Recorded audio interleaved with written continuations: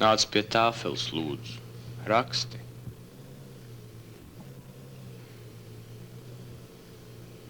Kas ir noticis?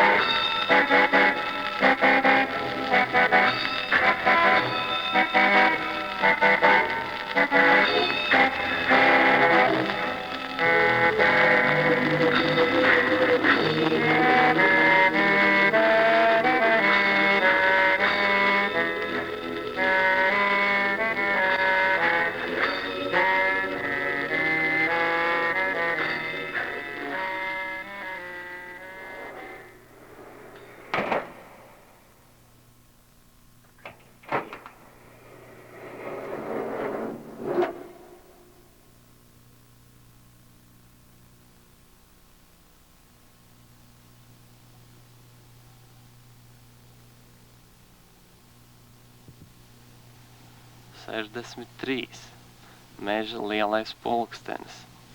Vējš uzreiz aprāvās, it kā kāds tam būtu iesitis pa muti, kā vizošs viļņains audekls ar zaļu ieloku priekšā aizplētās bērzu mežs. Tur viņi brauca iekšā. Vārkstainās ēnas šūpojās pa ceļu, lipīgi, bārbalaini, zari čokurainām lapiņām glāstīja Anneles vaigus. Kukū, kukū, kukū. Tuvu tālu skanēja dzegozi. Tēt, kas tas tāds? Kas tur sauc? Tas ir meža lielais pulkstenis. Meža lielais pulkstenis, brīnījās Annele. Kukū, kukū, kukū, atsaucās otrā malā. Un tur tie mazie pulksteņi, tēvs rādīja uz spārnoto saimi, kas čivināja un pogāja zaros. Ahā! Nu jau Annele saprata. Jā, tādi bija tie pulksteņi. No tiem gan skanēja mežs, krāšņāk un daudz dabīgāk vēl bija nekā skaļā žiglā tērvetē. Jo dziļāki mežā, jo jaukāki. Nu bija gan atkal pilnu acu un ausu, ko skatīties un klausīties. Ceļš iztecēja gaismā. Pa labi mežs atkāpās, apiedams līkumu ap plašu mežu pļavu, bet pa kreisi auga ceļam līdz kā dzīva, mirdzoša siena. Kur abi pēkšņi nobeidzās, bija mežsarga kaltiņi. Tur jau bija citi Anneles ļaudis priekšā. Vezumi apstājās sētas vidū, gājēji bija mājās. Lielais solis no jurģiem uz jurģiem bija spērts, un varēja sākties sīkās gaitas.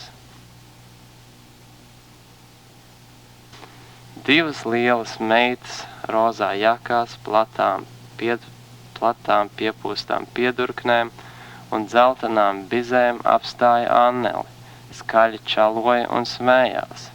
Par vari gribēja dabūt to sev draugos, solīdamās brīnišķas lietas. Skaties, nu skaties, Annele, tās jau tev radu meitas, skubināja māte, bet Annele iebāza galvu piedurknē, kā putniņš dūnās, un nekā vairs negribēja redzēt. Acis bija pilnas, visa skatītā un smagas kā puķis no rīta rases. Vāki aizkrita ciet. Brigadere.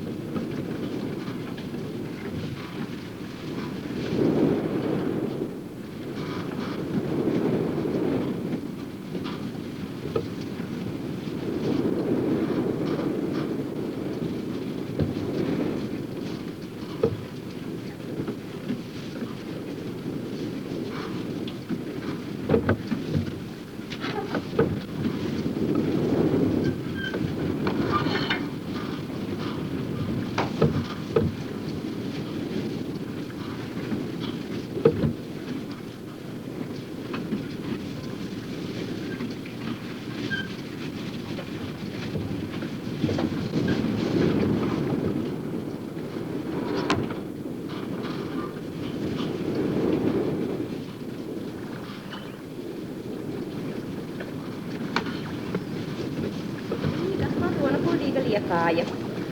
Mēs sākam Eiropas koncertu, kuru pārraida šāda valstu raidstacija franču alfabēta kārtībā.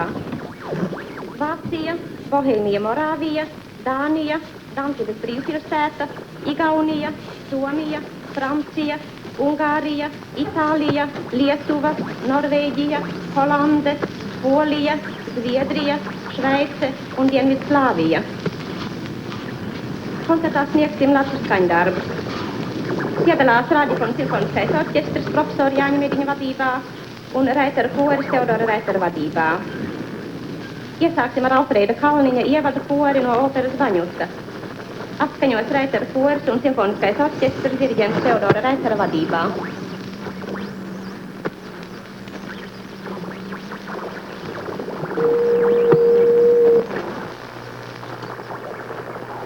Zaķīšu pirkli.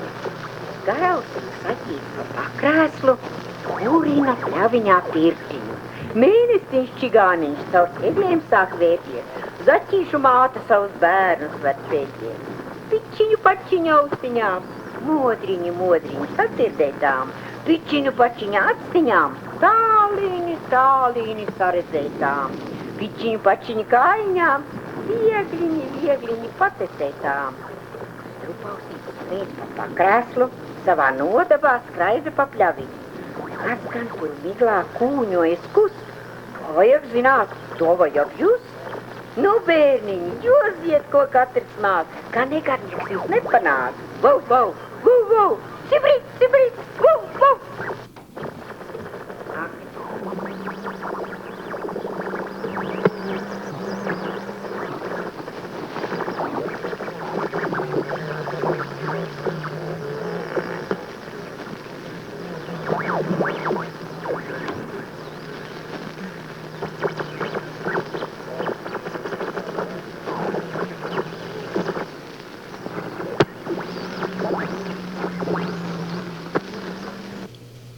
Ar rakstu palīdzību mēs kļūstam par savu senču garīgajiem mantiniekiem.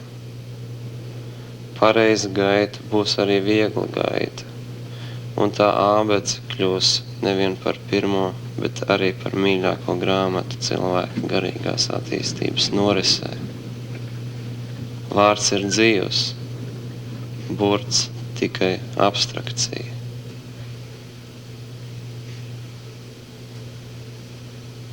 Mums ir jāpreparē sevi nepārtraukti.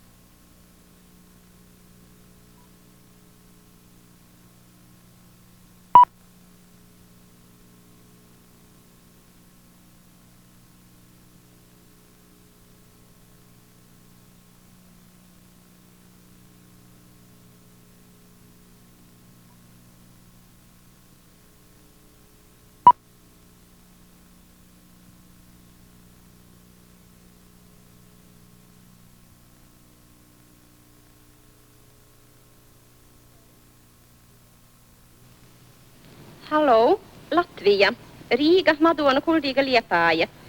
Mūsu koncerts Eiropai beidzies. Tajā piedalījās Rādīfona simfoniskais orķestris profesora Jāņa Mediņa vadībā un Raitera koris Teodora Raitera vadībā. Ceram, ka dzirdamība bija laba un pateicamies godījumiem klausītājiem par mums dāvāto uzmanību. Ar labu nakti, godājamās klausītājas un godājamie klausītāji.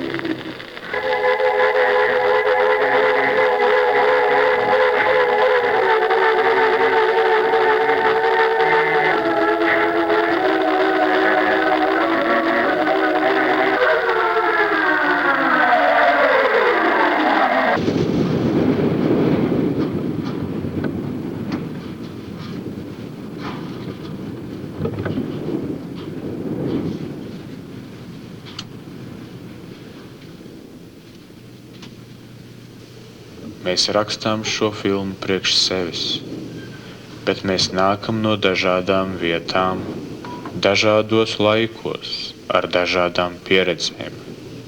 Specifiskās diskusijās dažādību neārstē.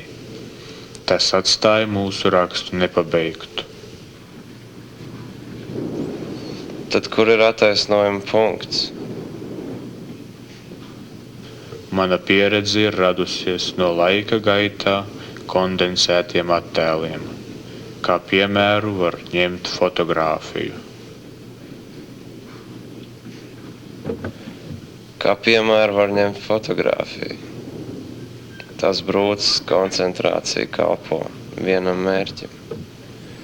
Mums ir atļauts redzēt tikai vienu burtu, vārdu, profilu, roku, kāju. Pārējais ir noteikts, nevajadzīgs. Alfabēts ir kauliņš ar 26 sejām. Parādi savu brūci.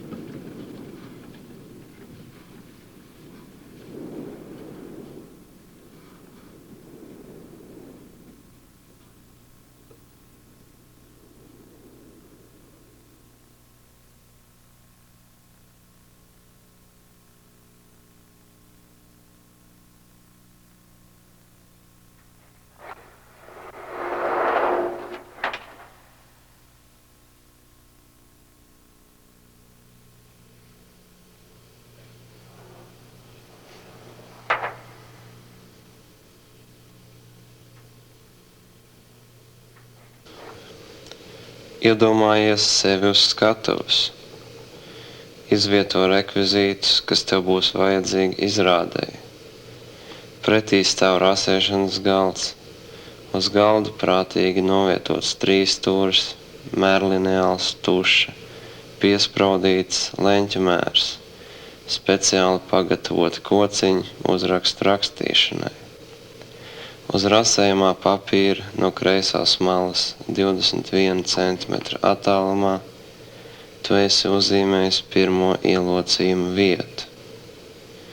Pirmās ielocījuma strēmeles augšējā gala platumu tu dali uz pusēm 10,5 cm attālumā. Pēkšņi tu ievēro galda galā ilgi neredzētu fotogrāfiju. Fotogrāfijā zirgs. Tik precīzi zirgs attēlots, ka nevari momentā pateikt starpību starp fotografēto un realitāti. Tu priecājies, jo siekals saskrējušas mutē. Sevišķi nepieciešams tagad, kad gribi visvairāk kaut ko izteikt. Tu esi diezgan slavens inženieris. Tavā īpašumā ir nonākusi visa autobiogrāfiskā informācija, kas tev ir vajadzīga, lai varētu runāt par sevi. Drīzumā mēs turpināsim stāstījumu, pildītu ar mērījumiem, līdz pēdējam centimetram, protams. Vai tev patīk būt par matemātiķi?